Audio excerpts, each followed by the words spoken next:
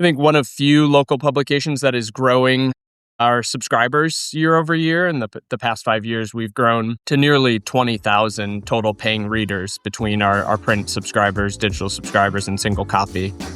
That has grown from about 16 or 17,000 from where we were about 5 years ago, and more subscribers and paying readers than we had when the company was originally purchased back in 2016. This is Small Press, Big Ideas, a podcast about the business of local news in the United States. I'm your host, Paul Gewirtz. Small Press, Big Ideas is about the opportunities and challenges that local news publishers are facing for their businesses. I'll sit down and talk with journalists, entrepreneurs, nonprofit leaders, and more in the local news industry to find out what's working, what isn't, and how the local news ecosystem can innovate and flourish in the 21st century. All right, today on the podcast, I'm joined by Gary Lavariere. He's the publisher at I didn't ask you this, is it Berkshire or Berkshire Eagle? Berkshire. Berkshire, okay, like Berkshire, okay. He is the publisher at the Berkshire Eagle in Pittsfield, Massachusetts. The Eagle is Berkshire County, Massachusetts' award-winning source for local news. Gary, nice to meet you, man, and thank you for taking the time. I appreciate it. Absolutely. Nice to meet you as well, Paul, and thank you for having me. Yeah. I kind of like to start the podcast normally by setting the stage. It's our first time meeting. If you could just tell me and the audience a little bit about your background and your kind of career in local media, what's led you to where you are today. Yeah, absolutely. Yeah. So I started back at the Berkshire Eagle about a decade ago in 2016. Started fresh out of college. I became a consumer sales manager. So got hired. I think I was either employee 1 or 2 following the change to local ownership. So the Berkshire Eagle was owned by Digital First Media prior to 2016, May of 2016, and I started there a couple weeks after the purchase happened. I was at the Eagle for about 2.5 years, and in that role, in that capacity, and at the Eagle, we launched our paywall during that time. I remember going, being a fresh out of college student and news consumer, and saying to my boss, how can we sell subscriptions if we give everything away online for free? And he said, well, you make a good point. And then we, so we kind of did some consumer research, marketing, and launched a very lenient paywall at the beginning, which has since become stronger and stronger, and a significant revenue stream from the Eagle. But after about 2.5 years, I got a call from my former boss, Chris Blazer, at the Las Vegas Review-Journal, which he called me kind of out of the blue, said, hey, one of my friends met you at a conference, and I'd love you to move to Vegas. And so that was an interesting call. He flew me out, I think, for 3 or 4 days, and I decided to join the Review-Journal. And he had a similar mission.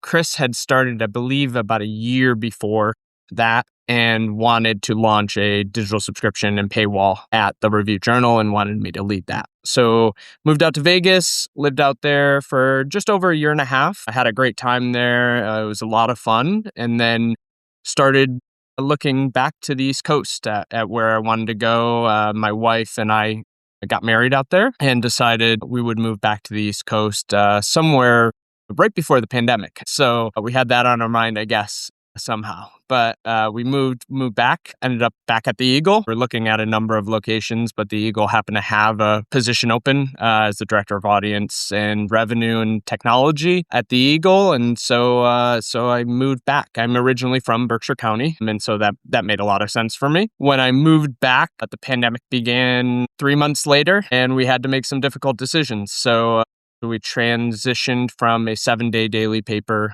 to a 5-day, and then about a year later, sold off our Vermont properties that we owned and became just the Berkshire Eagle, basically. And when we did that, my good friend who had hired me back at the Eagle and was our chief revenue officer ended up moving with the Vermont publications and becoming their president and publisher. And then at that time, I became chief revenue officer, and fast forward about 4 years, I'm now the publisher of the Berkshire Eagle. Very cool, kind of winding journey there. Certainly a winding road. Yeah, you and I we're on similar, going through some similar stuff. My wife and I relocated. We were in Denver forever, and we moved out to the western part of Colorado. in Okay. December 2019.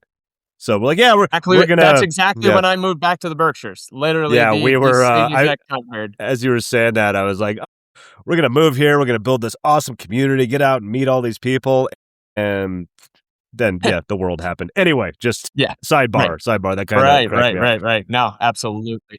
Yeah. So you talked a bit about the Eagle. It used to be owned by a different company, went all local. You launched a Yeah. paywall, sold out the Vermont properties. Could you talk just a little bit more about the Eagle as an organization as it is now? Sure. Like what formats do you go out in? What are the communities you serve, stuff like that? Just a little frame that Absolutely. out a bit. So our audience is primarily Berkshire County, and a bit of the New York and Connecticut adjacent areas, and a bit of Vermont. We're in a tri-state area, so we're very Hmm. close.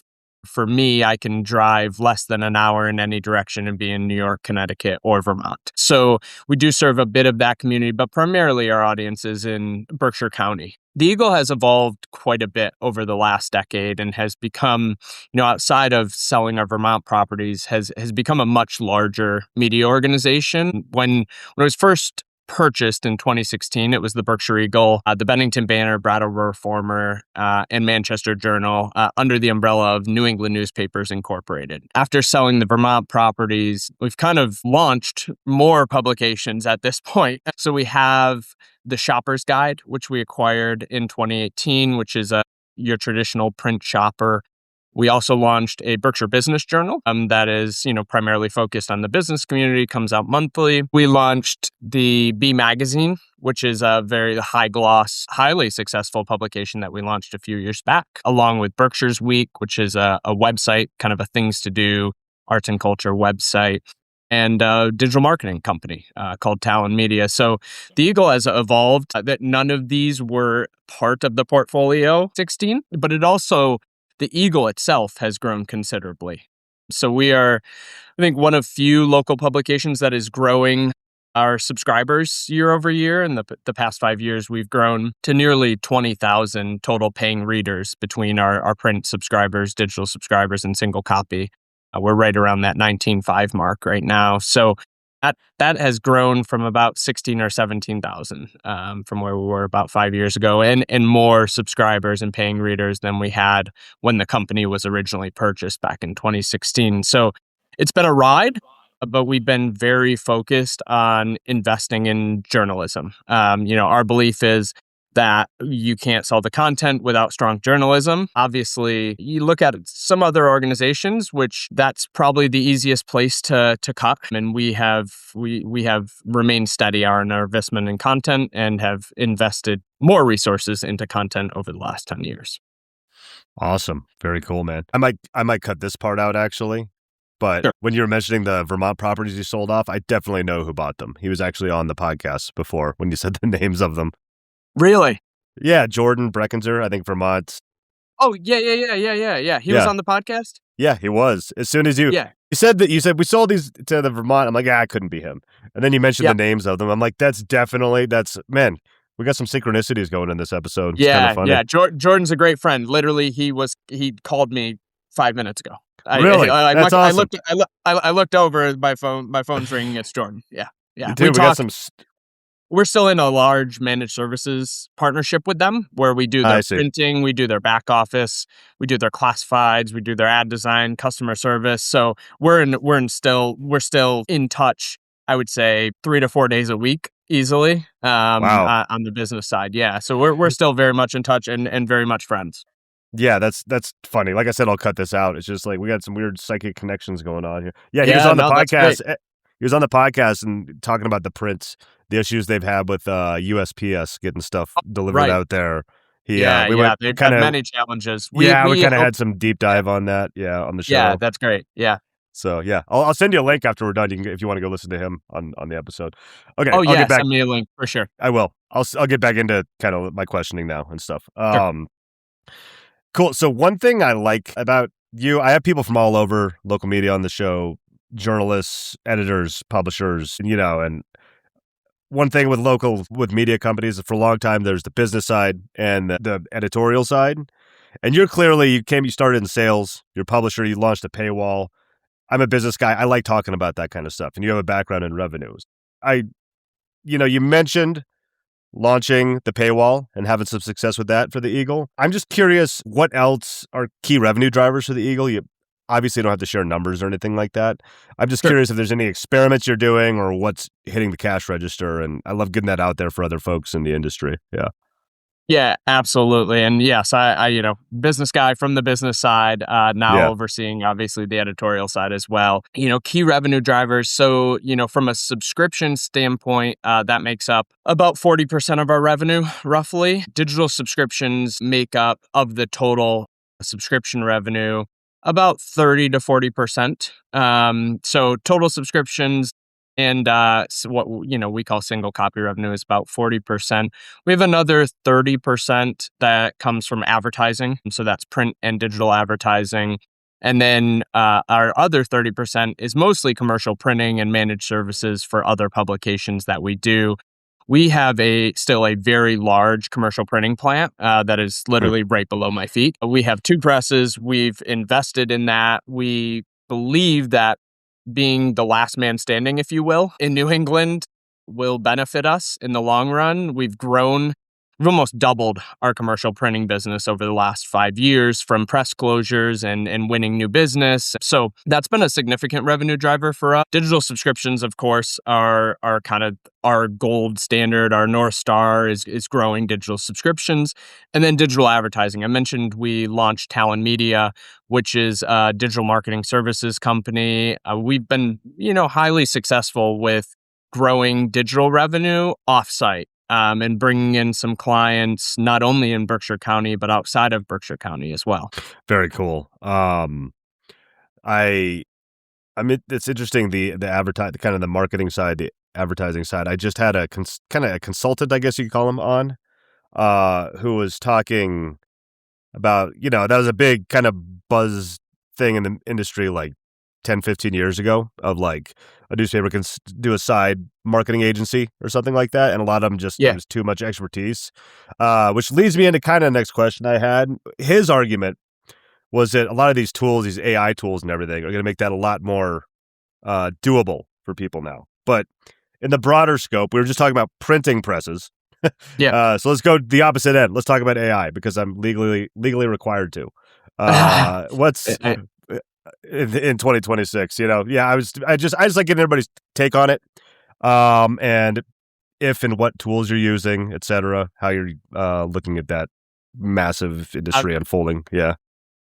Absolutely. And I think you are legally required now to I speak know. about I've been AI. saying that all the time. I got to cut it out because the listeners are going to get tired of me saying it. But yeah.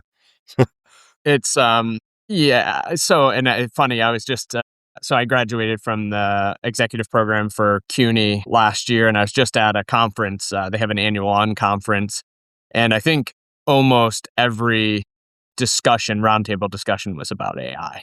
Mm-hmm. So my take on AI, so we use it. We use it in our newsroom. We use it on the business side. We're using it for user behavior, personalizing the experience on the site, all of those types of things. My view, though, is more pessimistic than anything. I do think AI is going to be very similar to what Google has done to the industry or what social did to the industry.